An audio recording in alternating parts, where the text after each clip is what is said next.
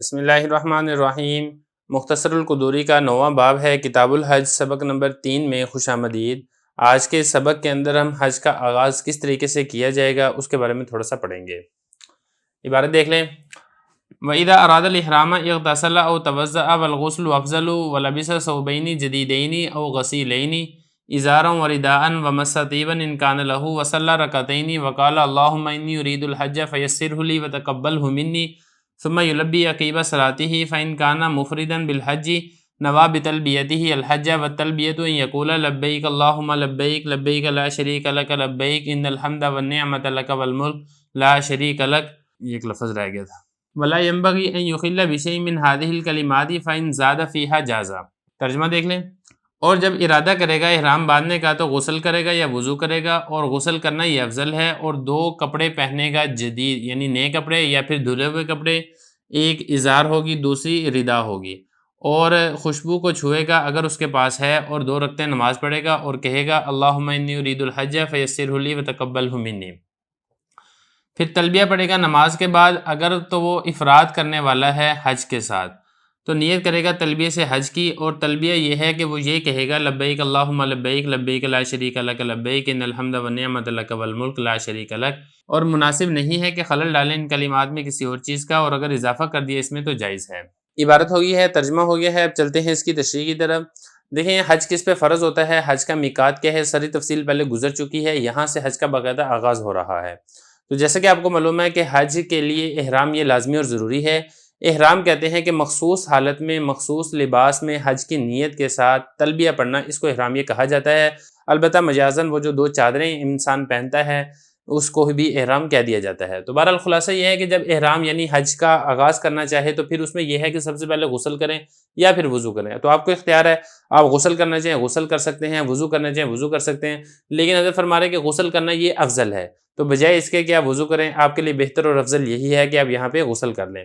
اور اس کے بعد آگے کیا ہے، آگے 2 کپڑے پہنیں گے، 2 کپڑے کیا ہوں، جدید نئے کپڑے ہوں یا دھلے ہوئے کپڑے ہوں، وہ بھی آپ کو اختیار ہے، چاہے تو آپ نئے کپڑے پہن لیں، چاہے تو آپ دھلے ہوئے صاف جو چادریں ہیں احرام کی وہ باندھ لیں، لیکن بہتر اور افضل یہاں پر عمل یہی ہے کہ آپ یہاں پہ نئے کپڑے پہنیں۔ اب اس میں یہ ہے کہ مرد ہے تو مرد نے تو 2 چادریں پہننی ہیں، عورت ہے تو عورت نے وہ کپڑے پہننے ہوتے ہیں، تو عورت کے لیے بھی مناسب یہی ہے کہ وہ نئے کپڑے حج کے لیے استعمال کرے، حج کے لیے نئے کپڑے پہنے، اور مرد کے لیے بھی بہتر یہی ہے کہ وہ جو نئی چادریں ہیں احرام کی حج کے لیے ان کو وہ باندھے۔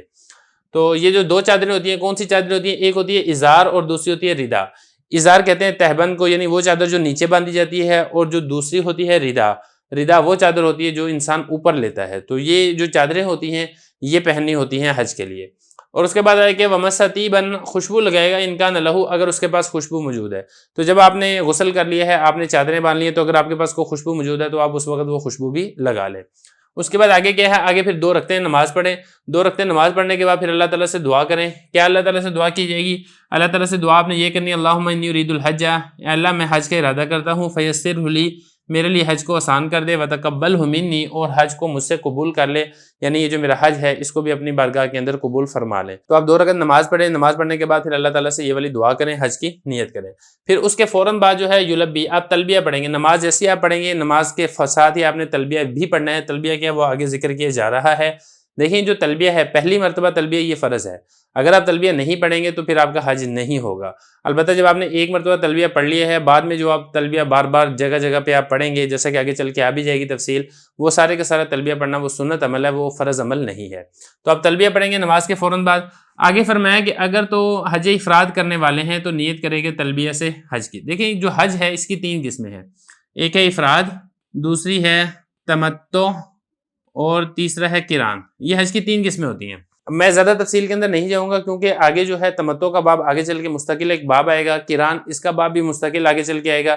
یہاں پر بات ہو رہی ہے افراد کی، تو لہذا افراد کے بارے میں آپ کو تھوڑا سا بتا دیتا ہوں۔ افراد کہتے ہیں کہ جب آپ نیت کریں، احرام باندھیں، اس وقت آپ صرف اور صرف حج کی نیت کریں، آپ عمرے کی نیت نہ کریں۔ اس قسم کا جو حج ہوتا ہے اس قسم کو حج افراد یہ کہا جاتا ہے۔ تو یہ حضرت فرما رہے ہیں کہ اگر تو وہ حج افراد کرنے والا ہے، افراد کرنے والا حج کا، تو پھر نیت کرے گا تلبیہ سے صرف حج کی، کیونکہ جب آپ نے عمرے کی نیت نہیں ہے تو پھر آپ صرف اور صرف حج کی ہی نیت کریں گے، آپ عمرے کی نیت نہیں کریں گے۔ اور تلبیہ جو پیچھے کہا تھا نا یہاں پہ کہ تلبیہ پڑھے گا نماز کے فوراً بعد، تلبیہ کیا ہے وہ تلبیہ آگے بتا رہے ہیں۔ تلبیہ یہ والے کلمات ہیں، وہ یہ کہے گا لبیک اللہم لبیک، اے اللہ حاضر ہوں، میں حاضر ہوں، لبیک لا شریک لک لبیک، اے اللہ میں حاضر ہوں، آپ کا کوئی شریک نہیں ہے، ان الحمد والنعمت لک والملک لا شریک لک۔ تو یہ تلبیہ ہے جو کہ پھر حاجی نے اس وقت ہی پڑھنا ہوتا ہے۔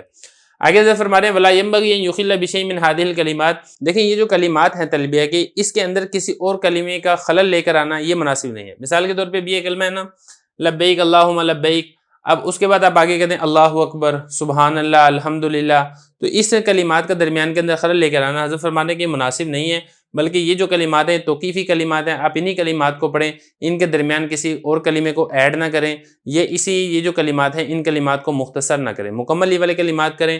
آگے فرمایا فَإِن زَادَ فِيهَا جَازَ، اگر ان کلمات سے مزید بھی بڑھا لیتا ہے، مثلا تلبیہ آپ نے پڑھ لیا ہے، اس کے ساتھ آپ اللہ تعالیٰ کی تعریف اور بڑائی کے کچھ اور کلمات بول دیتے ہیں، سبحان اللہ، الحمدللہ، سمیع اللہ لمن حمیدہ وغیرہ ذالکہ، اس طرح کے اگر کلمات آپ پڑھ لیتے ہیں تو فرما رہے ہیں کہ یہ جائز ہے، لیکن بہتر یہی ہے کہ آپ صرف اور صرف تلبیہ پڑھیں، آپ اس کے علاوہ کسی اور کلمات کا نہ اضافہ کریں اور نہ ہی اس تلبیہ میں سے آپ کچھ کلمات کو مختصر کریں۔